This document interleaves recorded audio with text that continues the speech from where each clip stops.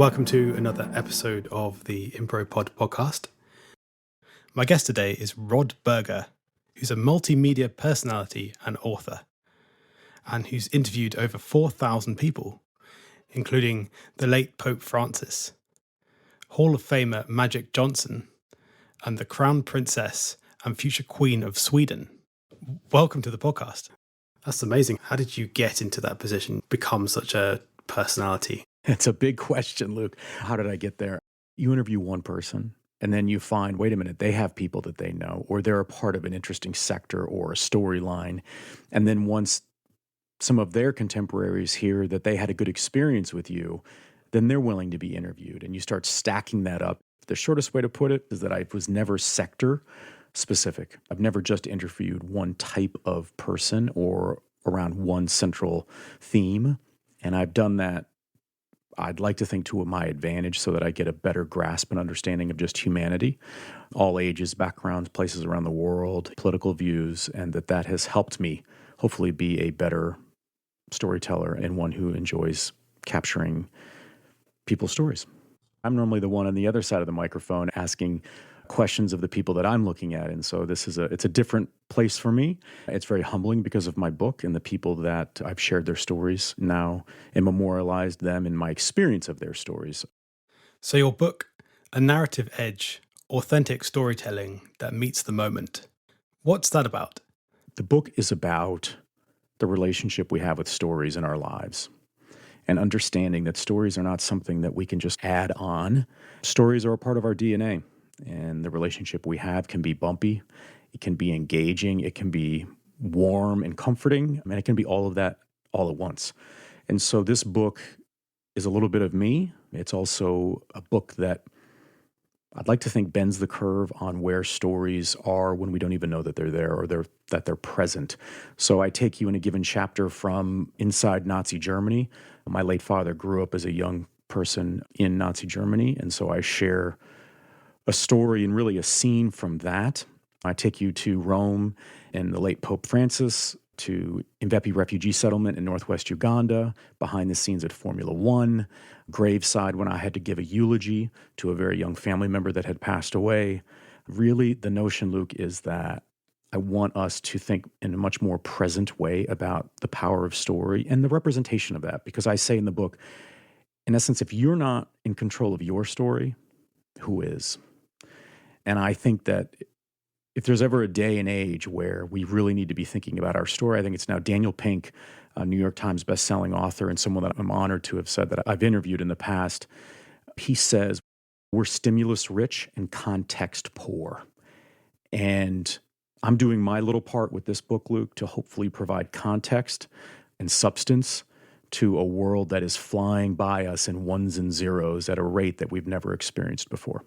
I think people don't often appreciate the power of stories. In the past, the process of gaining knowledge was very much story orientated. Yeah, the bridge almost, right, to that understanding has been through story.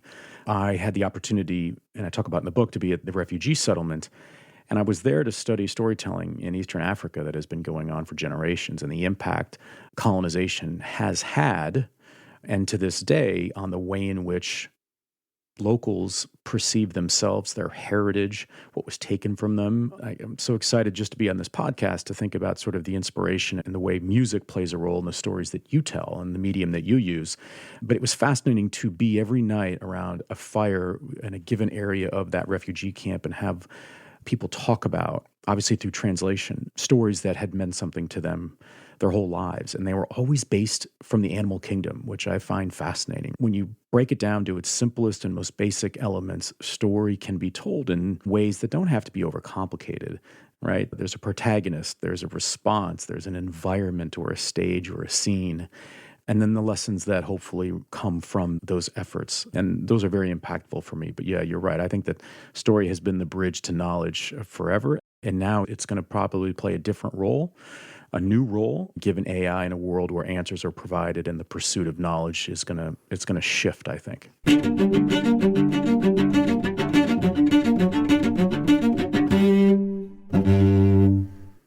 going to play a piece of music, and I'd like you to tell me what it makes you think of. So that's anything that comes into your mind.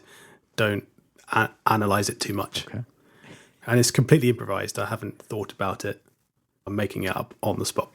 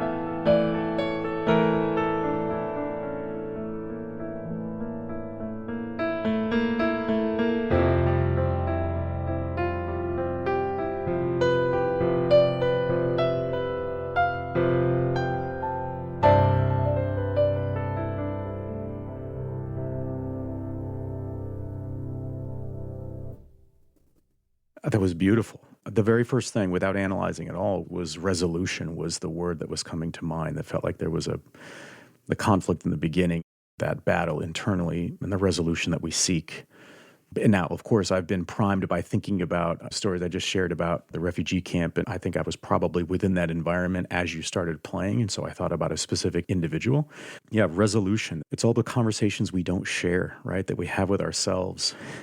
We don't share with our friends, our spouses, our kids, our bosses, our colleagues, and those can be taxing and also exhilarating. So the idea of resolution, let's note A.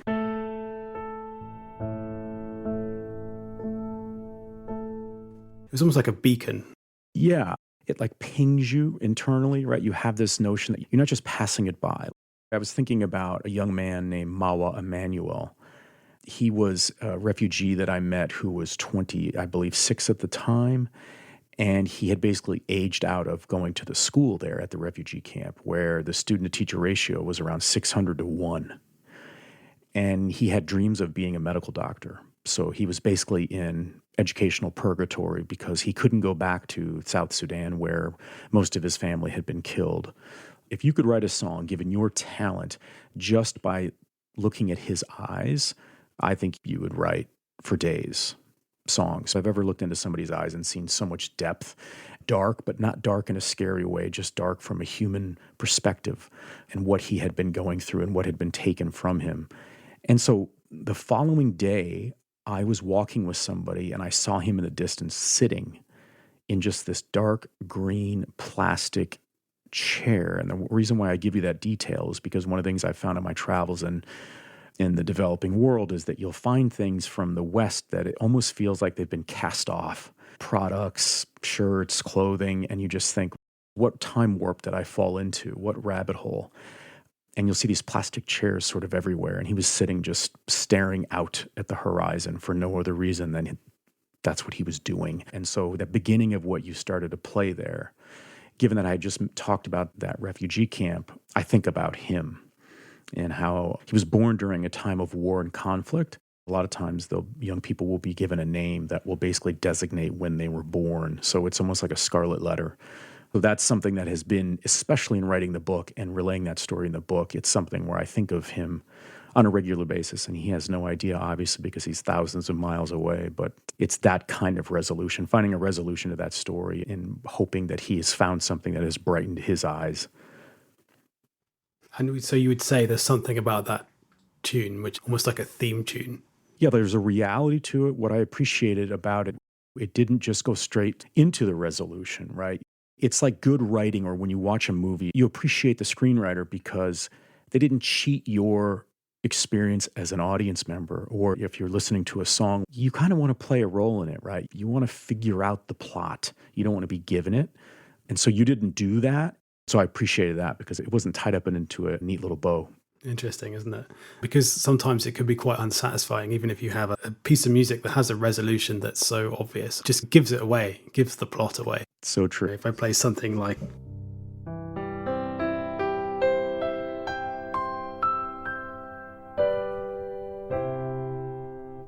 What was that? Where was the experience? I started off playing this note A, and then started playing around the D harmonic minor scale.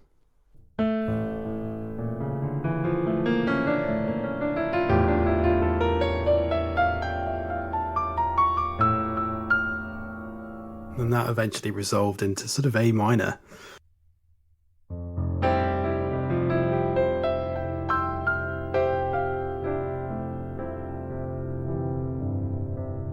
The harmonic minor scale is often associated with Arabic places, which is, and it's a cliche if you listen to Lawrence of Arabia or many of those films that are set in deserts. You'll often hear this kind of interval, this. I guess people who are actually from those places probably hate it. I will tell you, when you said that, it made me think about the time I was in Dakar, Senegal. I immediately thought of that rooftop where it was incredibly windy and you're looking out over to the ocean, and then you hear this call to prayer and just the sound of that. It's so incredible to think about your relationship to sound when something like that is put out at such a decibel level that you can hear it across a capital city, and just sort of sit with that as a feeling that it's not something that we experience here for me in the US. For me, it has nothing to do with a religion or a set of beliefs. There's a romanticism to the relationship that we have to sound and the way in which it influences the way we can think and or alter our thinking in a given moment, right? We can walk into a room not particularly feeling ourselves, and within moments, our mood is changed just by the power of sound, and obviously music, and the power of voice is a big part of that.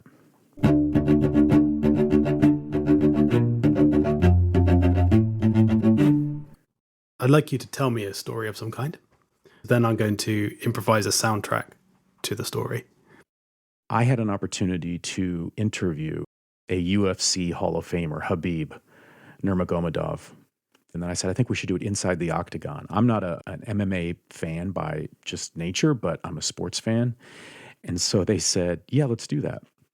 What was so fascinating to me is that most people would interview a Hall of Fame athlete like that about their athletic career. But the irony is, the thing that Khabib wanted to talk about was his desire was to go back to his homeland of Dagestan and to sell vegetables and tomatoes, I think was the one that he mentioned, to his fellow villagers. And to think about somebody that would create such fear in their opponents, he was described as terrifying. To come from that perspective to one where his dream is to go back and to support villagers and to be with them, right, in body and spirit, I'd found incredibly powerful. And the lightness with which he communicated that story, I think it was surprising even to his own people that he was able to, through our conversation, laugh and engage in a way that was a bit different, because he wasn't having to talk about his rivalry with Conor McGregor or anybody else, right? This was just him as a human being, someone who had worked incredibly hard and was now thinking about what life post-career was going to look like and how he wanted that picture to be painted. He's kind of got this longing for simplicity. Okay, so musically I'm going to go for this strong, intimidating athlete. Incredibly so. He was famous. There are YouTube videos. As a kid, he was wrestling bears. You can imagine the shock, not shock, but the surprise for me when I asked whatever the question was that got him to say that. And he's talking about selling vegetables to his fellow villager. That was the response on the video clips that went out through his channels and went viral. That a lot of his fans, they just had never heard that before. There was something, it was like a connective tissue to it, right? It bonded him with his fans in a way that was very different than what you would think. I'm going to go for this credible sense of strength and intimidation that Abdul Khabib has, then explore this longing for simplicity. He just wants to go back to his village and sell vegetables.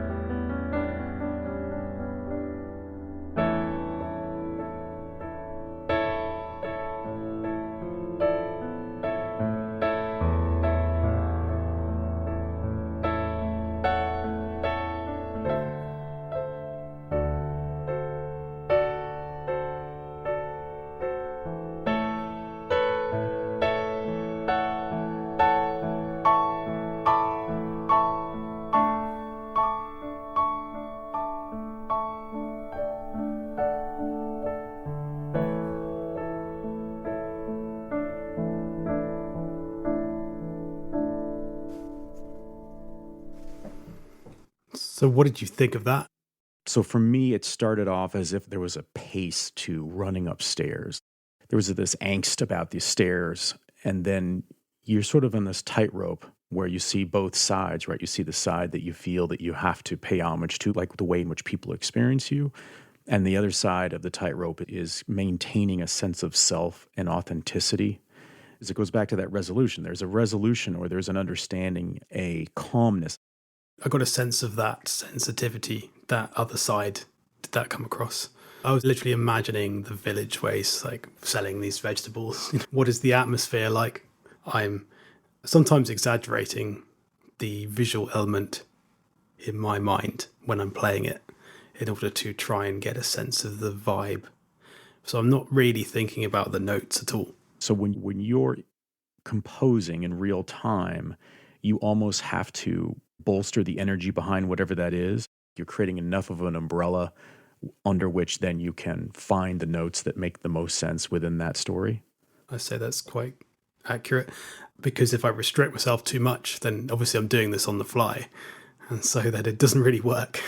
So I have to sort of just visualize the event or the atmosphere somehow, and then things will come to me, like the A major kind of sound. I feel that is quite a optimistic, simpler times vibe.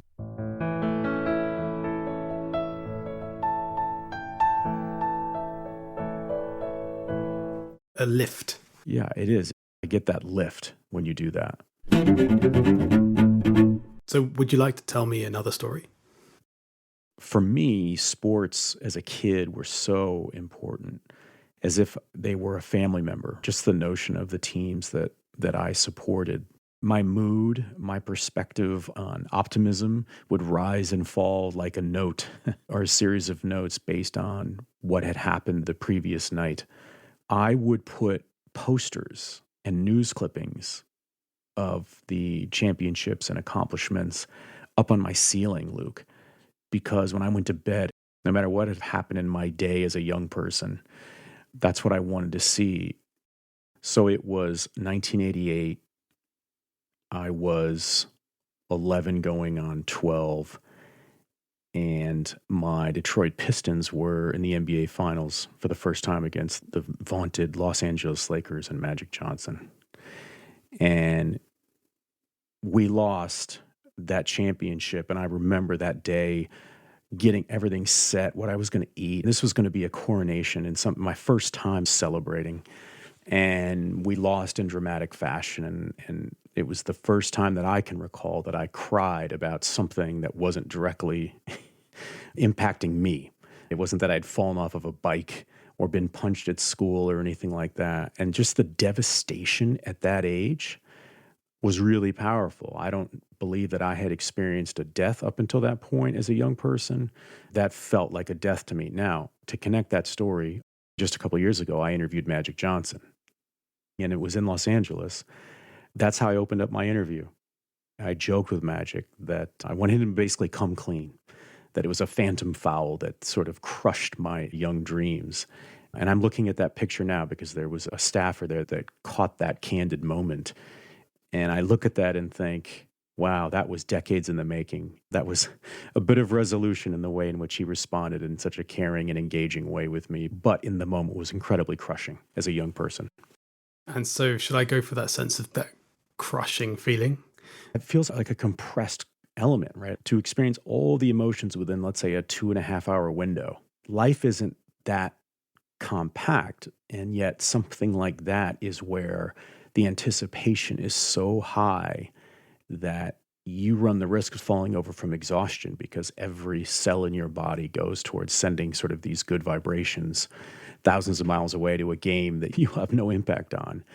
And yet through the rhythm of the game, just like in a song, you're bouncing like a pinball, and ultimately that pinball is lost at the end. And that was not what was expected at all. It was a crash. It was a cliff, right? There was no suspense. You had fallen to your doom. And that's what it can feel like when you are an avid fan, and especially at that age. So when I see young people now crying on social media when their teams lose, I think, I know, young person, exactly how you feel. I've been there, and it's hard for me to watch you and your sadness. You thought they were going to win, right? You had a very strong optimism to start with. Absolutely. I saw them as family, is how I should put it. These were my family members. And I had been lucky enough to meet a couple just as a kid through youth sports prior to that. So you just have this absolute connection. It's really a first love, is what it is, because they give you something that you can't find in your day to day. There is this anticipation, there's excitement, there are things to look forward to and to rebound from. It really gives you an initial opportunity as a young person to experience the spectrum of emotions and what it means to be human. And I've seen that too. I've seen now my own kids, they support the same teams now that I did. Funny how that works. And when it hasn't gone our way, I've seen the sort of the crushing defeat in them. And I've had to, now with wisdom and sort of resolution to your previous interlude there, was around there's something powerful about being this passionate about a team that you support. And we're really lucky to be able to experience that. And there will be days that we will absolutely celebrate, and those that we don't want to get out of bed because we're just so upset. And that's okay, because that's what it means to be human, and we're incredibly lucky. Do you remember the game at all? Do you remember the specific points in the game that shifted it? Oh, it was in the last second. There was a phantom foul that was called on Bill Laimbeer and put Kareem Abdul-Jabbar, arguably one of the top 3 greatest players in NBA history, on the free throw line to win the game. It was anticlimactic in that way. It was so crushing to think that something you had, this crescendo of an event, to end with such a whimper. There wasn't this spectacular catch or run or steal in the game and a 3-pointer at the buzzer, right? It wasn't that kind of loss where you almost have to say, you have to tip your hat to the person, to the player that sort of crushed your dreams. The suddenness of it, I think, is what I would underscore. It's the suddenness that is hard to understand. And I think for your work and the power of music is that as we hear a new song, we think we can figure out the notes that are coming. You fall into this sort of, this almost hypnosis, right? With a song that you immediately resonate with. And then if it takes a turn, it's almost like jolting because it's almost as if I was writing it with you and then you went in a different direction. Luke, how dare you, as I listen on the radio. You're going to go for this sort of sense of connection you have with this team. You're with them, even though they're thousands of miles away. And this optimism, and then this sudden sort of cacophony of disappointment.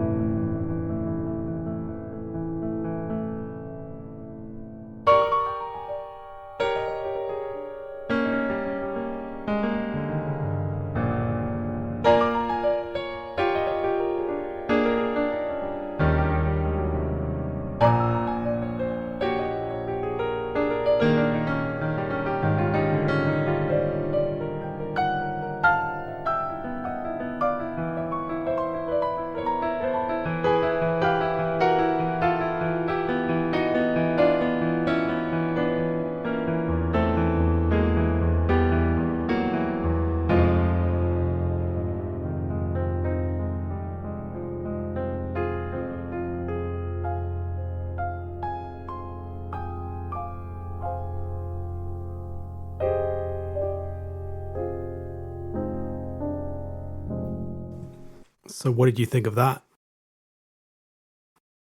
In the beginning, what I loved about it was it had this sense of, it's like the child wonderment and yet some might call it naivete, right? That you just have this blind confidence that it's all going to work out because maybe things in life just generally work out for you, right? As a young person, everything's fun and you play and you go to school. You don't have the trials maybe of adulthood and you're bebopping along and enjoying it. And then you do hit that cliff. So as you took me over the cliff, Luke, I had two images. One was of the classic, at least here in the States, holiday show called Frosty the Snowman, where, Frosty starts melting and it's just like the big sort of puffed up sense and the childlike nature of Frosty and then just literally just before your eyes melting. And the other was the closing scene in the, what I call classic movie Big with Tom Hanks, where as Elizabeth Perkins, the actress, looks down and she drops him off in front of his house and she looks back up, all of a sudden he's back to being his kid self, but he's walking in the clothes of the adult that he had just embodied, right? There's this sinking feeling that you now are understanding life and the realities of life in a way that bridge or give you a preview of what it's like post-childhood. It wasn't a cliff as if there was like death at the bottom of the valley when you fell. It was like it still continued, hence the Frosty the Snowman, right? So you drop all the way down and then, okay, you're melting away. And that's exactly how it felt. And I can promise you, I'm probably going to have some very odd dreams and potentially nightmares later this evening when I lay down after thinking about this. And so that sense of the optimism, that childlike optimism, and I was trying to get the excitement of the game, that kind of, was it like big, quite wide chords?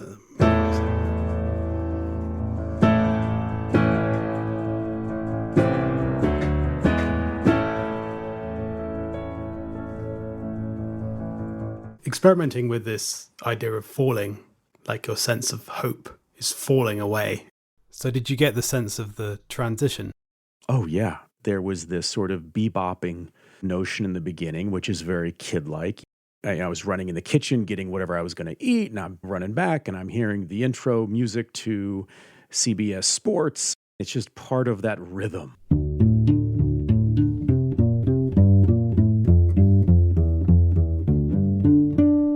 So what did you get out of this podcast? Oh, my goodness. You've made an imprint in my mind. What an incredible opportunity. So I appreciate you as a fellow storyteller and have great affinity for the talent that you display and for putting it together in a way that is very unique. As you noted in the opening, I have done my fair share of interviews. This is a first for me, right? I've been a part of meetings where people are illustrative and incredibly creative, where they can, in the moment, visually draw, in essence, what's happening. And that's very powerful visually. But I've never had this. So thank you. This is one I will absolutely remember for quite some time. Well, thank you very much. If people want to find out more about you, how can they do that? I'm just Dr. Rod Berger on all my website. That's just DRRODBERGER.com. And Dr. Rod Berger is my Instagram. Same for LinkedIn. Those would be the two main ones. And I'd be humbled if you consider pre-ordering my book, The Narrative Edge, Authentic Storytelling That Meets the Moment. Wiley is my publisher. You can find the links. It is now available anywhere books are sold around the world. If you like a good story and one that incorporates you as the reader in ways to think about the power of your story and that they all matter, I hope that it will help to platform and put out more stories of people that otherwise would not have the opportunity to do so. If that's the contribution I can make in this world, just as you are with your music and talents, Luke, then that's what I'll do. Great. Appreciate it. Thank you very much. Join us again for another episode of ImproPod.